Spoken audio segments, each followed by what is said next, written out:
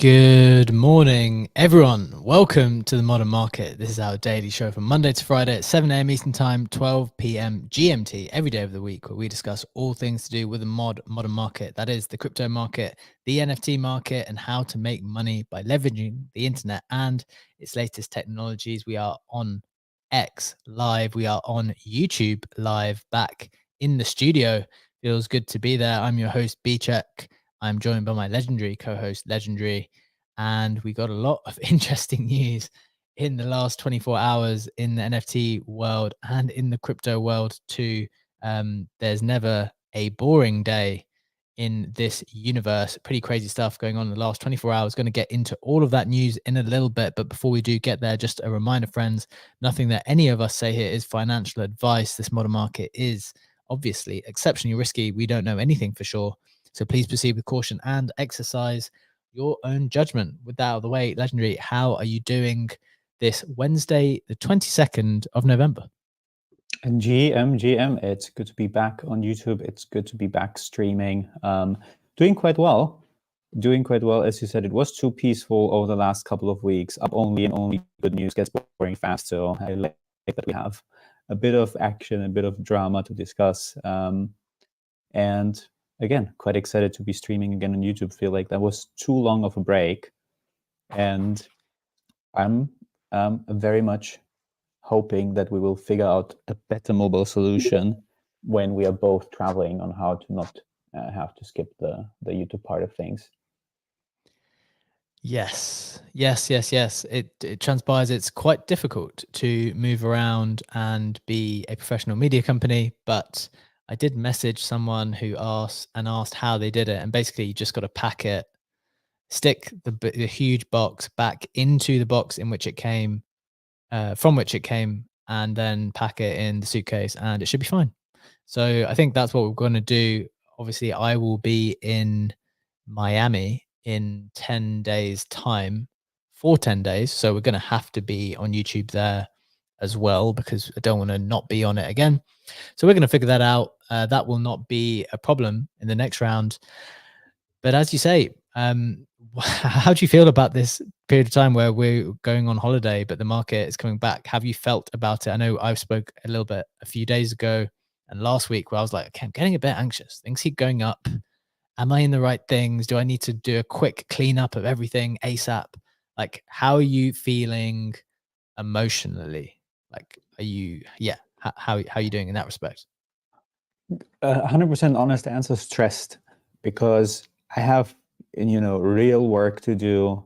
There's the modern market, there's the building the company side of things, there's the content creation, and I'm like, I don't want to miss investment opportunities. I'm like, I want to blast, spin, go airdrop farming, and it's easy to get sidetracked by that. But I feel like in a bull market, the opportunity cost of actually working becomes so high when you have other things to do left and right, and finding that balance is insanely difficult.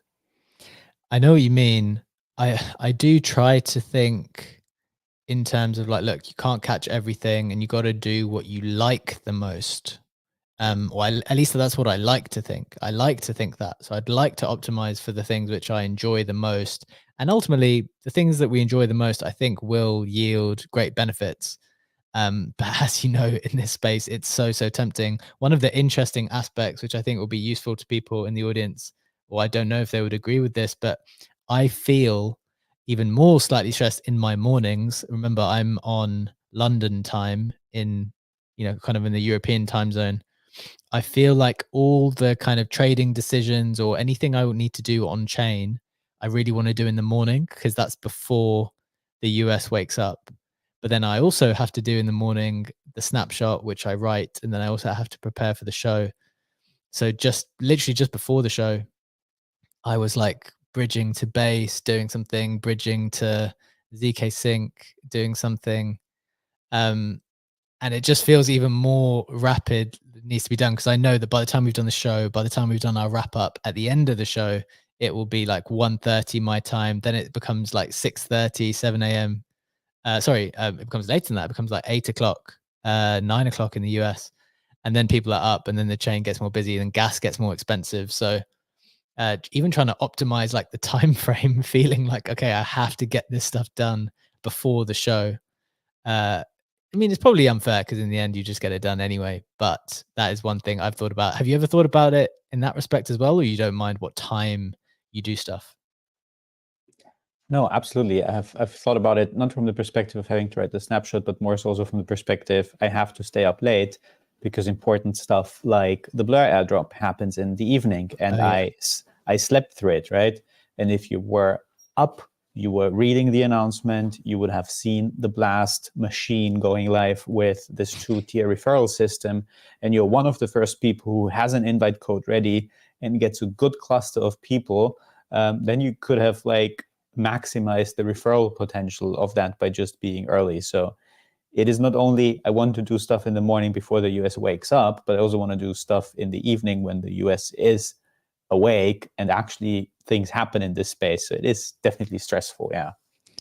Yeah, and then when you add those two things together, it's like, okay, well, this is literally not possible because you can't be awake all the time. If you've got to stay up late on the one hand to get things done, and then, or if you want to stay up late to participate, and then you got to get up early to participate, but just when other people are not participating, it clearly makes it just a demanding time on people's time. And that's one of the reflections I've kind of felt for a little bit of time as well. So interesting to hear your perspective there. Want to bring Jack into the conversation. Great friend of the show, significant NFT market participant. How are you feeling in that respect, Jack? I feel yous. I really do. I think I've got to the point where I am planning to move to America in the next couple of years because I just can't like that right now is the epicenter, at least in CT, not not necessarily in the world, or CX now, I guess we're calling it. How long until we don't have to say the CT version or don't have to justify the CX version? I do wonder. But yeah, I'll be with yous in Miami, like happy to hop on video or just like come and find yous. But the idea that I think I'm definitely more averse to losing out in the evenings where it'll just be the afternoon slash or the nighttime in comparison to the evenings in America as opposed to the morning side. I don't worry too much about getting my trading done or getting anything done in the morning before America wakes up because yeah, I've never really seen a huge impact of that from my side. Yeah, that's it. That is very interesting. I think it's more for the types of things. It's just gas. It's just gas. So I don't think we see differences in terms of the NFT prices as such for those types of things. But it's more in terms of gas. It's just like, look, if you're going to be doing large, not even large, but just any type of transactions on mainnet, say for example, you're providing liquidity on flooring protocol, and there will just be like a material difference. It'll be like $10 versus $25 or something. And even if you're not using, I mean, just basically that's just a huge percentage increase in fee. So whether you've got a lot of capital or a little, it just feels painful when you know that just 2 hours earlier you could be spending 50% less fees. So that's just one of the things I try to keep in mind. But ultimately can't get it all done in the time available at the moment. Just need to get comfortable with that. Jack, did you want to come in with something else?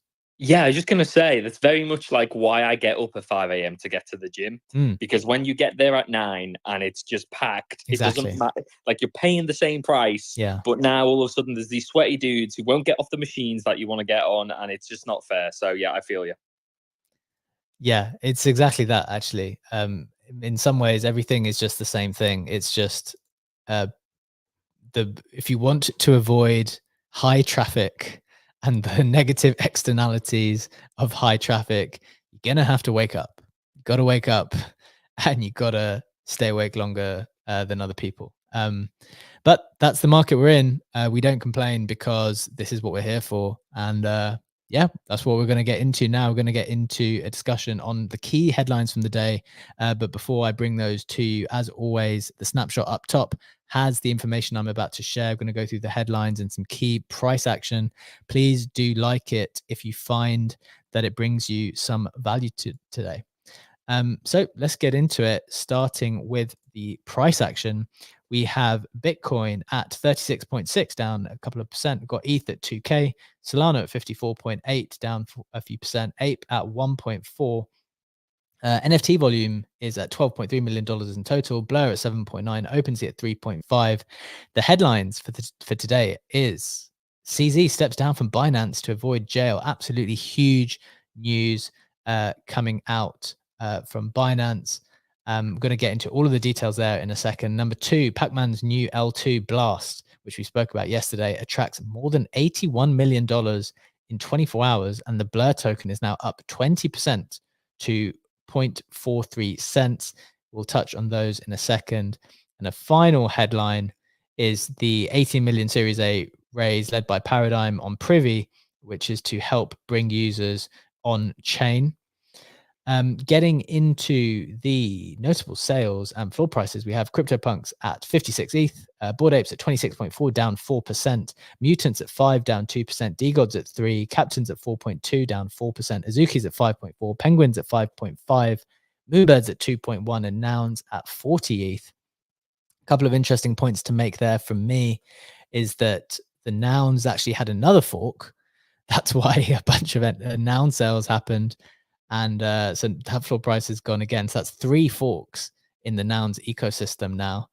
And then the final point, which you may not have seen and which the numbers don't reveal immediately, is that the the blend market, which is the loan market on Blur, went absolutely crazy in the like just before the Blur token came out. Lots of lenders pulled their liquidity.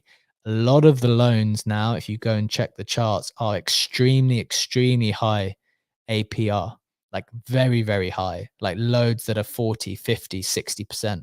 They're still quite comfortable loan to value ratios, but man, they have got very, very expensive loans. So depending on what those borrowers want to do, I mean, I would not want to be holding those loans at the moment. Depends if people are betting on the price going up still, I guess. But definitely something to keep an eye on. A couple of top sales. We've got Casimard Luna Solipsism selling for 30 ETH. That's $61,000. Tyler Hobbs Incomplete Control selling for 26 ETH. That's $52,000. Legendary, that is the price action. Those are the headlines. What numbers are standing out to you at the moment? Definitely the loan market was interesting to hear about. Wasn't following that in very close detail. I'm more on the Flooring Labs side of things, where I am farming that FLC, so the Flooring Labs credit / ETH pool. And because the FLC price did move, quite a lot of farmers got out of range with their position. That made the APY shoot up quite a lot. I think in the morning it was like at around 2.2K%, so 2,200%. Now it's at 700%. So definitely an interesting one to participate in and watch as well, because these are crazy numbers. Yeah, absolutely. I want to give some of the loan market numbers for you to provide the additional context, because I haven't seen, I think I maybe saw one person tweet about it at one point in time. Or maybe it was in a friend tech private conversation, but I definitely have not seen significant coverage of this. Just to give people context, God, I'm not wearing my glasses. I'm going to have to do something weird, bring my laptop to my face to see it.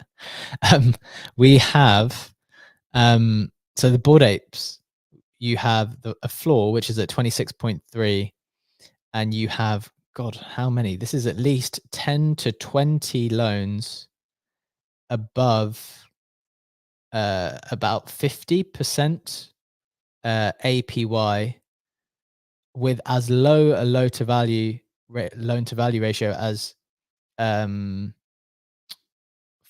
ETH. So if the floor is about 27,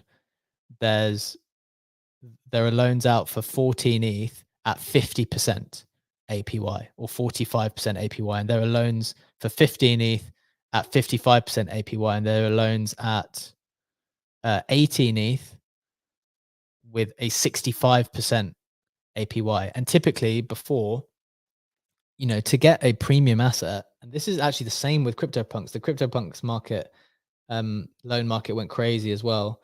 You have loans at like 40 ETH, given that the floor is up at 56. they're at 50% APY. And before, you couldn't get much more than maybe 20% APY on a CryptoPunk because they're considered to be such premium assets. I mean, there's even loans out at the moment at 20 ETH, like 20 ETH being borrowed, which is like 30% loan to value. That APY is 40%. So basically, the whole thing just went haywire a little bit. It gave lenders a really, really good opportunity. I was watching it. I got a little bit greedy on one of them. One of the NFTs that has a 40 ETH borrow amount got to 49.9% APY, and I saw a couple of them at 60, and I thought I'm going to wait for 60 before I lend against that, and then someone took it straight away. So I mean, that was really dumb of me, because to have that loan on that particular CryptoPunk at 40 ETH at 50% APY is just such an outrageously good deal for the lender that it presented a lot of opportunities for lenders in that moment. And so the learning moving forward, I guess, is that, look, if you're in the market for that type, for loans, you have to pay attention to these times, because that's when your opportunity is. And I missed out on it because I got a bit greedy. But you know, that opportunity certainly exists for the people who are in that universe. And it does have price implications, I think. Well, the CryptoPunks have dipped maybe just slightly. Bored Apes have dipped slightly. So worth thinking about. Legendary, any thoughts on that? And then see, Sammy, your hand is raised. Would love to hear your thoughts on how the lending market, the implications of that. My main thought is that I'm experiencing FOMO because I'm not participating in the lending market. And as you said, it's getting bigger and bigger. It impacts the overall market. It is just too relevant to not be paying attention to it. But again, going back to the intro of our conversation, I really, really struggle to cover everything. And even if you continue that thought and just that small sidestep to Flooring Labs, where we talked about Free Lunch Capital wanting to get 10 to 30% liquidity of each major collection, then you have the trading volume on marketplaces, you have significant trading volume then, and on the fractionalization side of things with Flooring Labs, and then you have the leveraged lending markets to also watch and cover, and that gets extremely complex to do. For sure. Like, as you said, there's just various things to look at. I kind of specialize, or I'm trying to specialize in lending a little bit more, getting a bit closer to that's very specific market in Blend and across all the other protocols as well. Obviously advising at Gondi as well, and figuring out how things are working over there too. Sammy, your hand is raised. Would love to hear your thoughts on the lending market and its implications, particularly as you are very familiar with the kind of digital asset space in your consultant capacity across the board at the various projects you work with. Cheers, guys. Yeah, no, I think you mentioned about a post or something that I think you might be referring to Cyrus's post, because he spoke about this a couple of days ago. I think there was like a $4.5 million loan that was taken out across a number of NFTs, and he mentioned that he went from having a 0% APR, which to me is bizarre anyway. Maybe it's Blur farming points, but he had a 0% APY or APR, I'm not sure which, yield. So he's literally paying no interest on that loan. And then all of a sudden it went up to 7 ETH a day, which equated to like almost 100%. I think that's absolutely crazy that all of a sudden, if you're not fully aware of the risks and you don't have the capital, you could end up defaulting on a lot of those loans and losing your assets. I mean, had he been on Gondi, I think like the auto refinance feature would have kicked in, and you'd have people putting out new loans to reduce that 100% APR rate. So it's just interesting, like seeing the different dynamics in different market types. So whether it's bullish or bearish, like depending on which protocol you're on, or as a borrower or a lender, like you can be quite significantly impacted overnight, which does highlight the risks with doing this. Absolutely. I completely agree. You have to be aware in which type of lending protocol you are participating, because some of them are a bit more protective of you, Whereas blend is pure free market dynamics. It's like, look, as a lender, if you want to drop out one day and just pay it back, you can. And then me as a lender, even for the lender, it's like, well, we made this agreement. I thought I was going to be earning this amount. I've done the maths. Like I expected this type of return over this period of time. But if you as the borrower say just have a change of heart within 24 hours, or maybe the rule is 48 hours or something like that, then you can just drop out. So it's pure free market. You could do whatever you want, whenever you want. But then equally, as the lender, I can say, do you know what? I wanted to give you those loans on those terms yesterday. Now the market's crashing or the market is going up or whatever. I just want my money back. I'm going to cancel it within 24 hours too. And then you are purely at the mercy of the free market as that loan goes into an auto refinancing mechanism where it just goes to the market, and it depends when it gets picked up by someone. And on that particular day, when the Blur token was coming out, everyone was pulling their liquidity. So they didn't want to have their ETH tied up in NFT loans, maybe because they want to throw, and maybe they were right to do that in some level, because they're like, wait, let me see what happens with the Blur launch. Maybe I need to throw this ETH into Blast. And so I wonder now, a lot of that ETH that might have been tied up in NFT loans previously will have gone into Blast, right? Because if they're just farmers providing these loans, people might think that that return is better. Now, equally, it's actually a pretty good opportunity now, because if you did manage to step into any of those loans, it's hard to argue that that's a bad deal for you as a lender. But yeah, as you say, the borrower is struggling there. The borrower is really struggling, and I think people just want to keep that in mind, because it's like, I don't think if I was holding that asset at 50% APY, 50% loan to value, I don't think I want to hold that for very long. Like ideally, I want to move that debt on pretty quickly. Legendary, any final thoughts on that before we actually get into the headlines of the day? Yeah, I think understanding those dynamics is so important, especially if you connect that to Blast. We spoke about Blast yesterday and kind of discussed how you generate or how Blast generates the APY on your behalf if you deposit either ETH or stablecoins.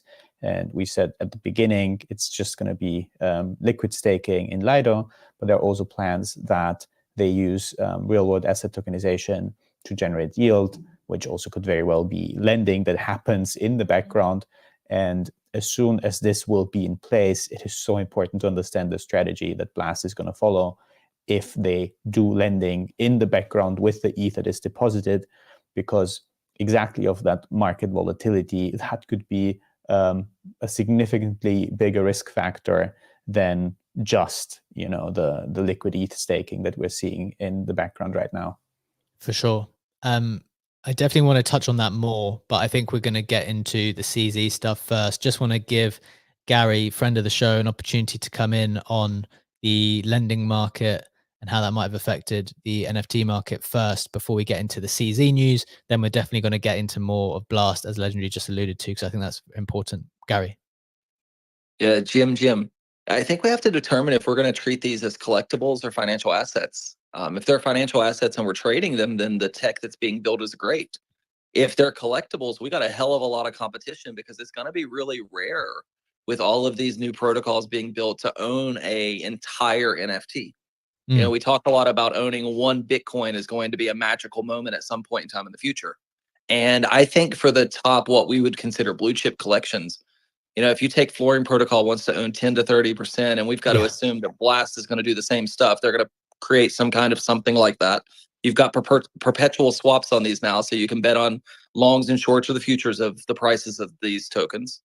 So all of this is becoming very financial. I think it's like, if you love a collection, whatever that is, try to hold a couple of them, because I think they're going to get really rare in the not so distant future.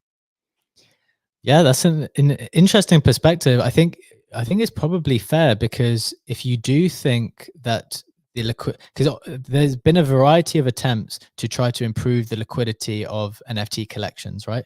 Whether that's NFT collections kind of on the PFP side, where there is the most liquidity at the moment, or even in terms of arts. Like, I think the big push in general is to try to improve the liquidity. And I guess the thinking is that if we can improve the liquidity, then the price should go up, because people will have better access to liquidity, and people will be able to own fractions much more easily. And then, as you say, the value of the whole thing goes up because you can own a fraction, kind of like houses in a way, right? Like you can, the reason why that price keeps going up is you can get a mortgage. People keep increasing the amount that you are able to borrow against your annual salary. Not suggesting in any way that you should be borrowing that type of money for NFTs that you might do for literally the roof above your head. However, it's kind of that principle in some way. Sammy, final thoughts on this? Want to hear from you. Then we're going to get onto the CZ news. Yeah, I think just on that point around price go up, I don't necessarily think that fractionalization and that kind of stuff will necessarily pump the price. In some assets it will, but I think just in terms of tokenization more generally, you're going to have you're going to find buyers and sellers more easily for real world assets that are tokenized as NFTs. So I think like to me, it would probably find a more efficient fair value for that price.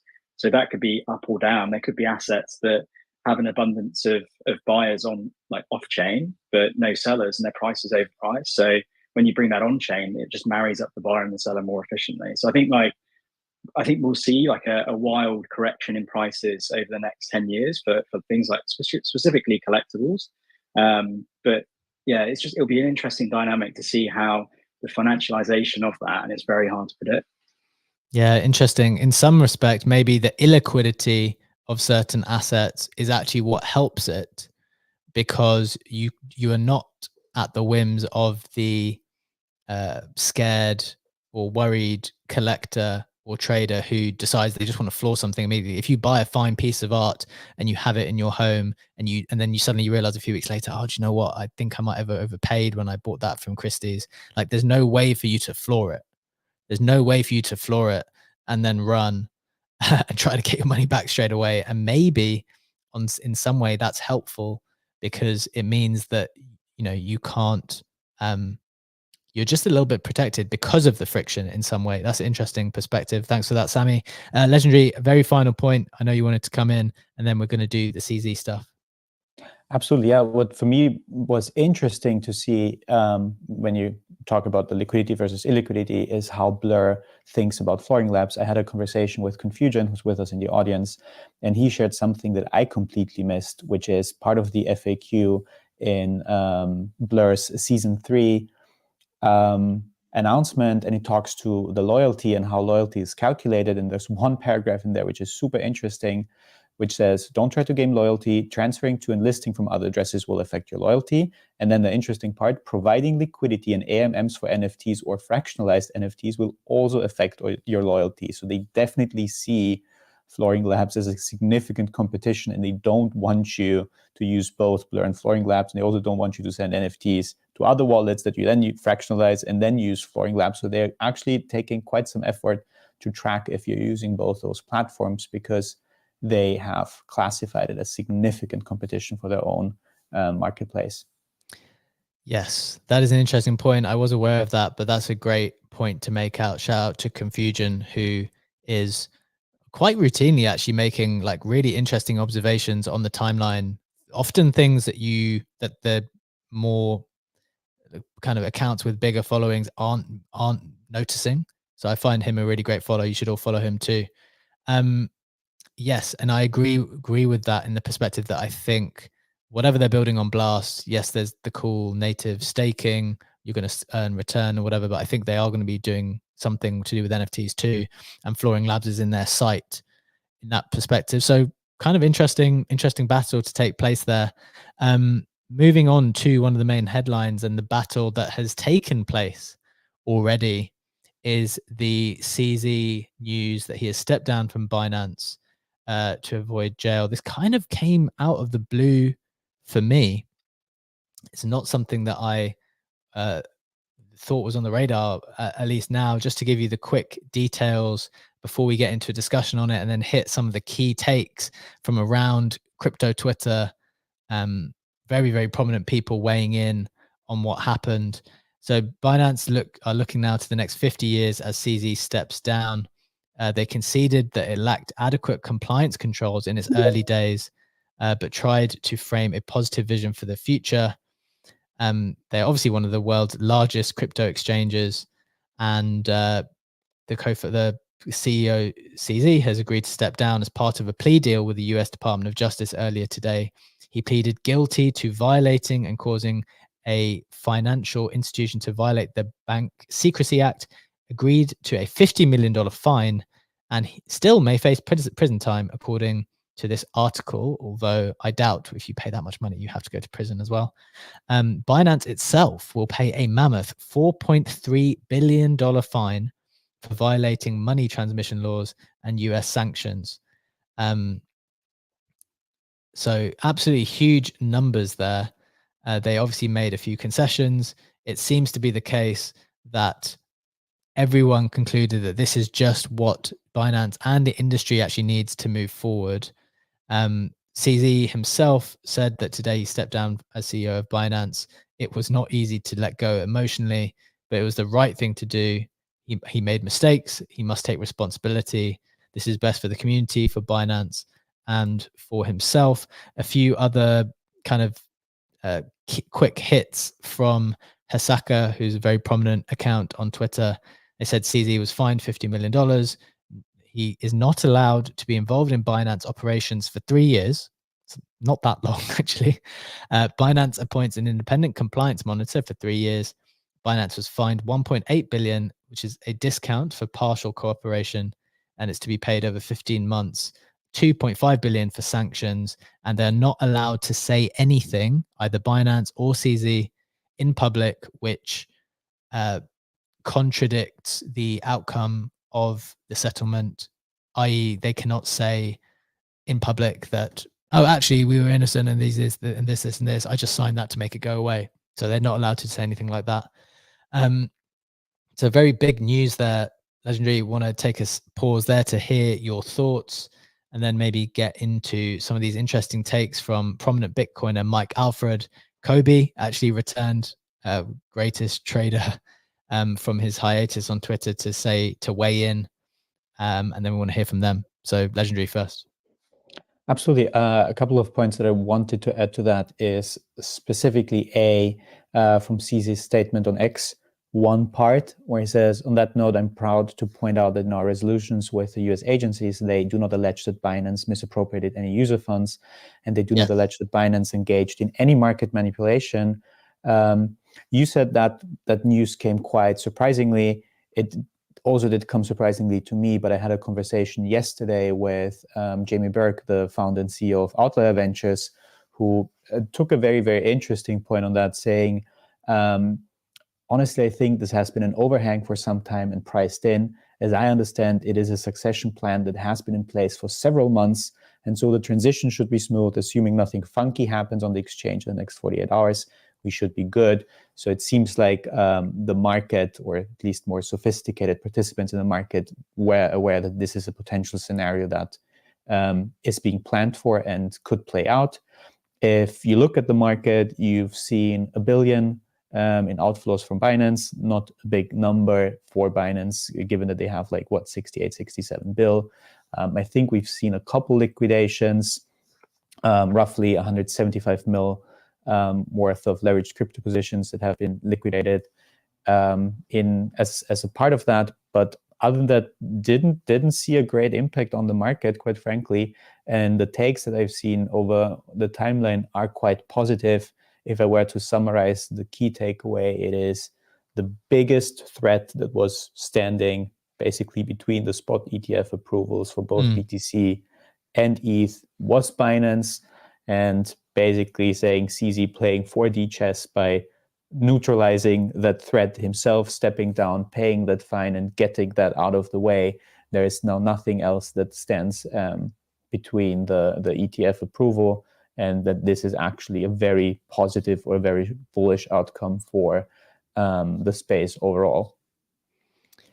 Okay, so two really, really interesting things I'm going to try to pick up on there, which very much correlate with what some prominent people were saying on the timeline yesterday. So the first thing you said was that it may not have been as unpredicted as people thought. Kobe came out yesterday and said this. He said, I mean, he basically called it, like he calls many things, when I predicted criminal charges for CZ at the start of this year and the whole internet shouted at me, I decided I would stop being an internet poster. As CZ pleads guilty to criminal charges, I only find myself happy with the outcome for Binance and CZ. It could have been much worse. I think it's a great outcome for Binance users, for Binance, for CZ, and the removal of overhang in crypto. CZ made mistakes, but built something gigantic in just a few years.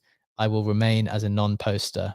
So I think that's kind of what you spoke to in the sense that maybe this is like the final frontier.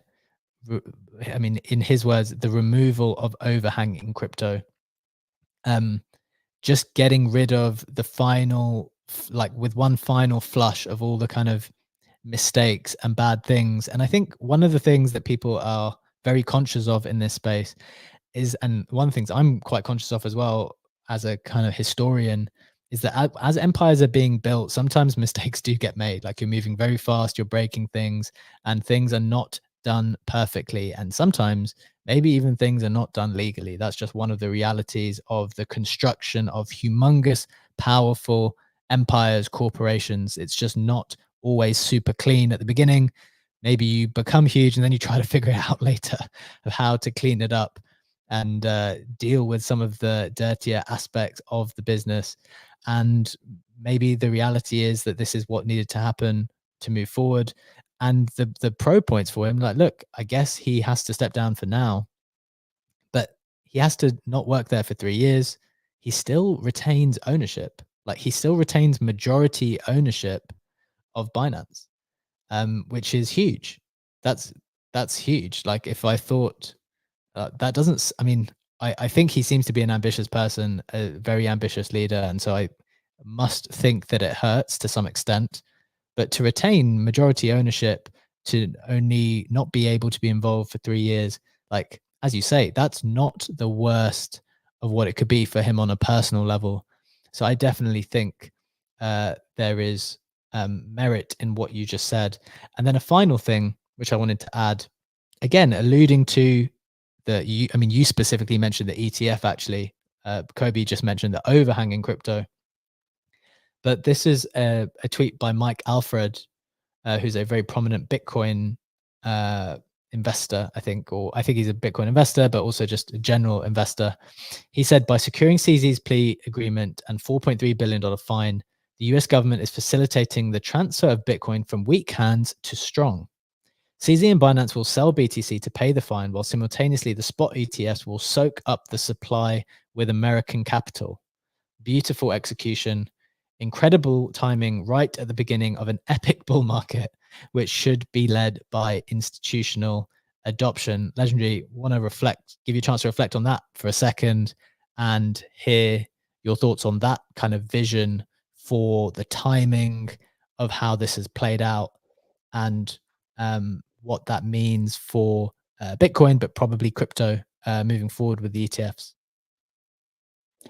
I like that perspective of the ETF connected timing, although I wouldn't necessarily connect it to institutional traders, because again, I do not think that this is what happens, that ETFs get approved and institutions will just buy a shit ton of Bitcoin on the open market. They've either already been loading up, BlackRock and others certainly have been loading up on BTC.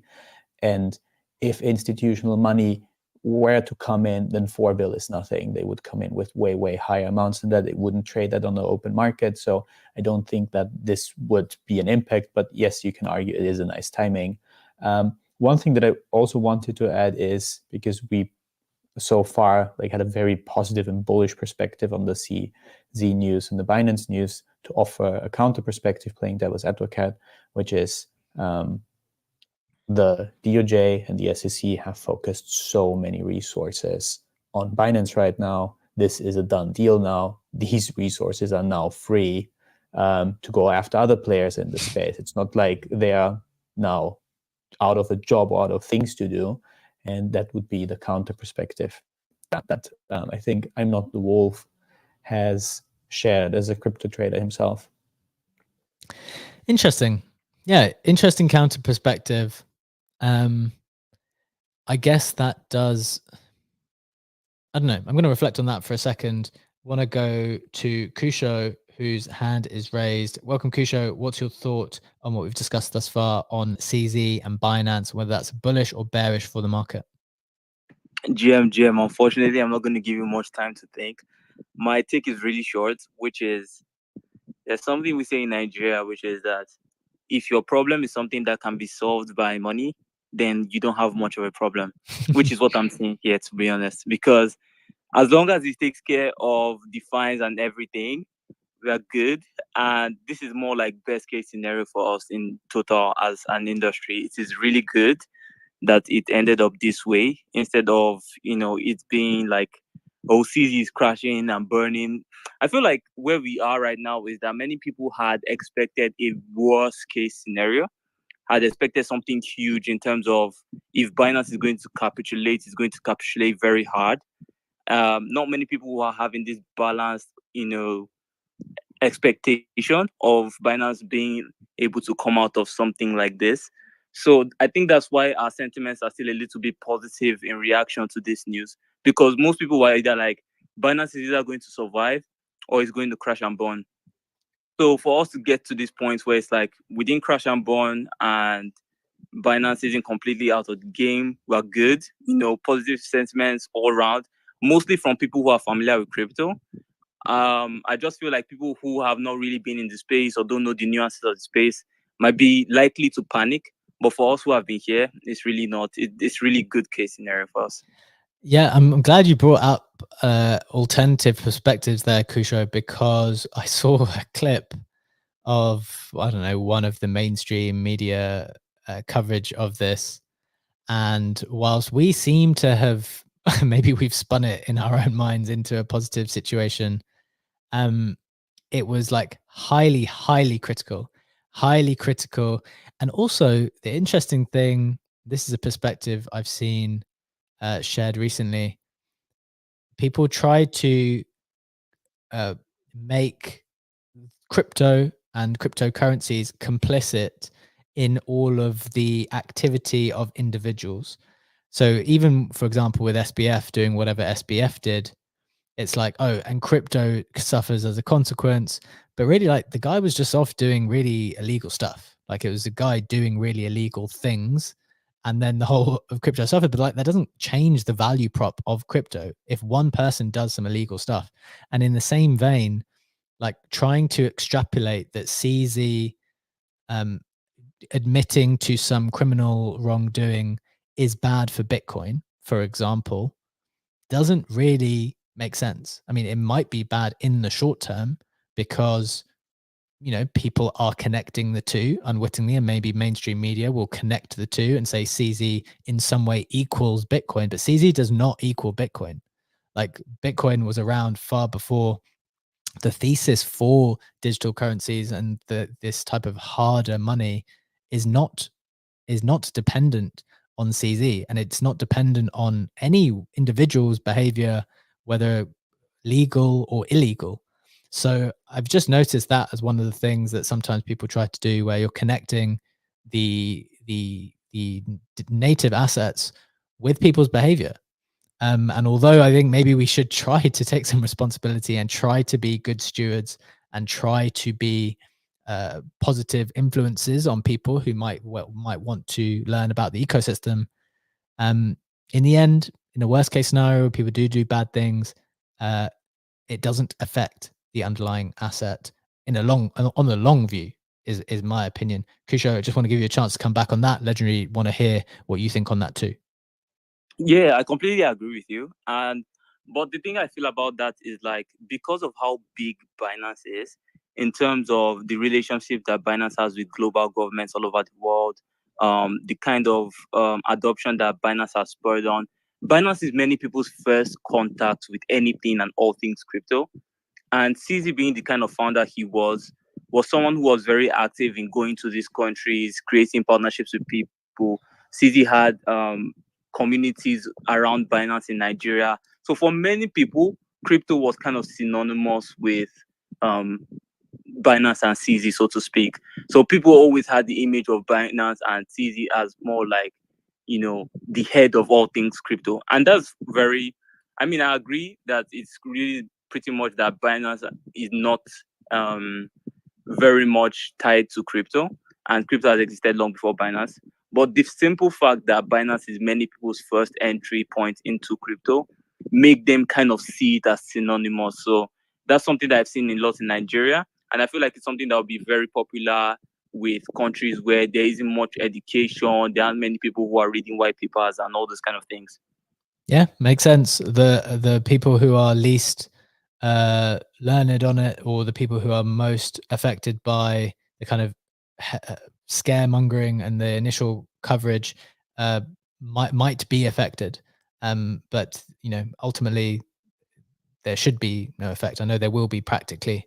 Legendary, some reflections on that before we hit the Web3 news and Creator Corner recap to get everyone up to speed with what else has been going on in the last 24 hours. Absolutely. Going back to the point that you made, B, before, I think Gary Vee put it beautifully. When you are at the forefront of technology and innovation, it brings both out the best and the worst in humans.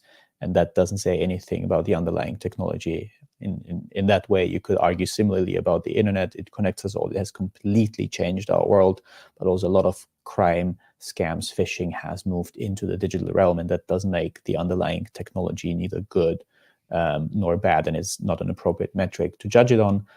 One last thought on that topic, a bit of a bullish thought, because I found it an aspect that I've seen it talked about on the timeline quite a lot, but we didn't have a chance to mention it yet, is that many people compare CZ stepping down to back in, 2020, Arthur Hayes, the co-founder of BitMEX, stepping down after a similar investigation, which then also was a relief for the industry and essentially marked the beginning of the last bull cycle back then.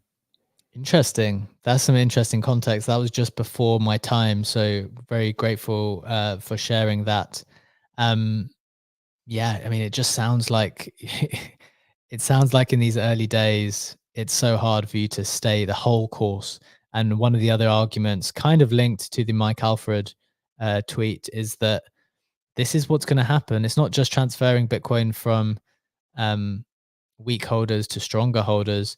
It's transferring the keys to the game from these kind of entrepreneurial startups who've gone from 0 to 90 very, very quickly.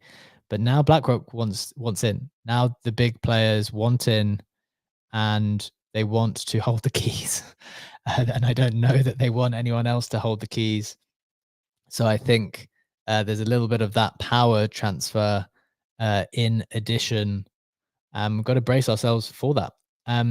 Want to get into the Web3 roundup now to give you the heads up on what else has happened in the rest of the space in the last 24 hours. Some cool art stuff, some cool Web3 stuff. And then we're going to hit the final headline of the day. As always, it's in the snapshot, which is pinned up top. Let's get into it. Starting with the Web3 news, we have $18 million Series A led by Paradigm for Privy, which is a company which is attempting to help bring users on chain. Another big raise, another big backing by Paradigm. Number 2, Mochaverse announces partnership with Ubisoft on Championsverse. That sounds very cool. Next, Christie's collaborate with Gucci on digital art. That sounds pretty fun.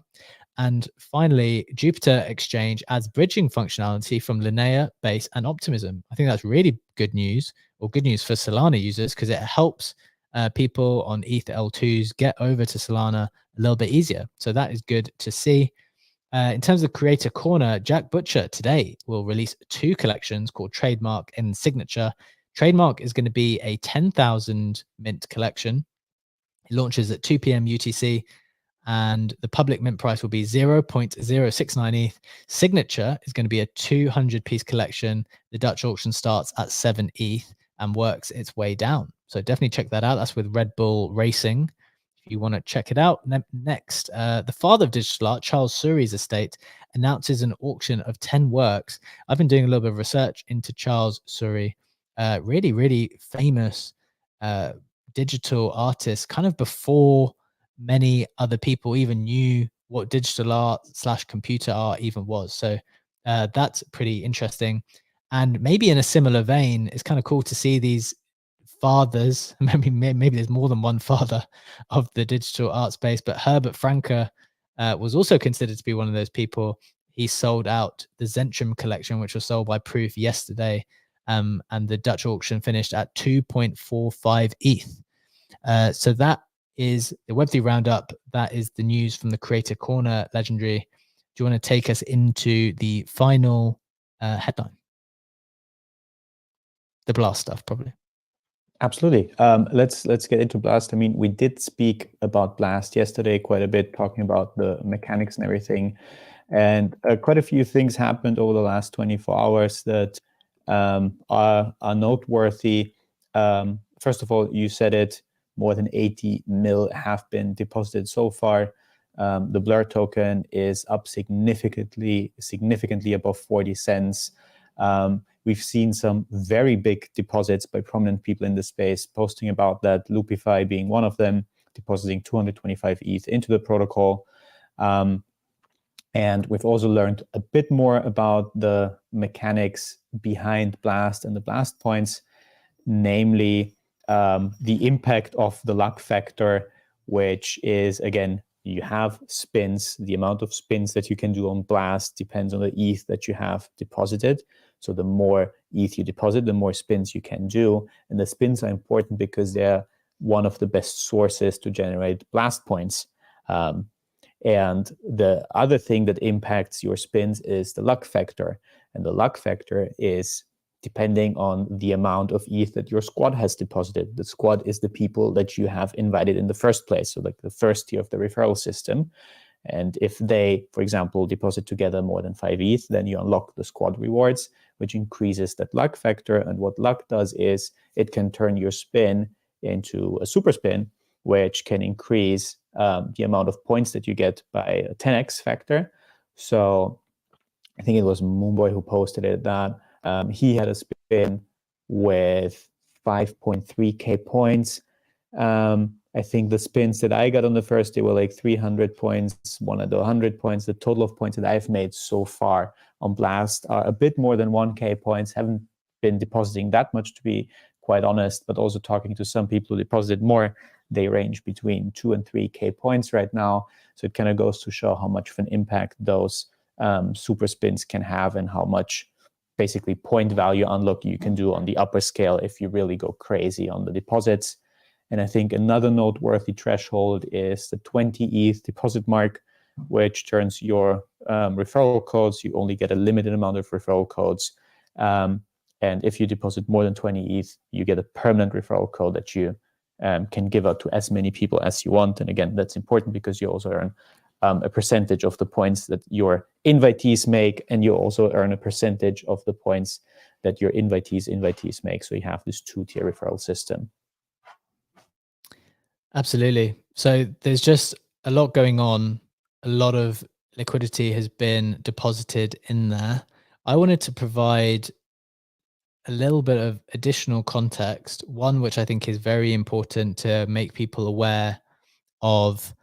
I think that someone who actually invested in and is a known developer, prominent developer, and what their perspective was. But just first, in addition to the 81 million in TVL in the first 24 hours, there's also 23,368 users. So that was quite impressive. But I just wanted to share Fubar's thoughts on what was, I think someone asked them, basically they asked like, what's going on? I'm not like, is this safe? Why are we all just throwing a bunch of money into this contract that we have no idea about? And someone said, yeah, I'm hearing a lot of chatter on Blast, some calling it a glorified hedge fund, multi-sig, others calling it a Ponzi. Like, can you ask about it? Because there is no L2 yet. That's the point, right? And Fubar said this. He was a bit surprised that they let people deposit into a multi-sig before the L2 even exists. Obviously, heavy trust assumptions here.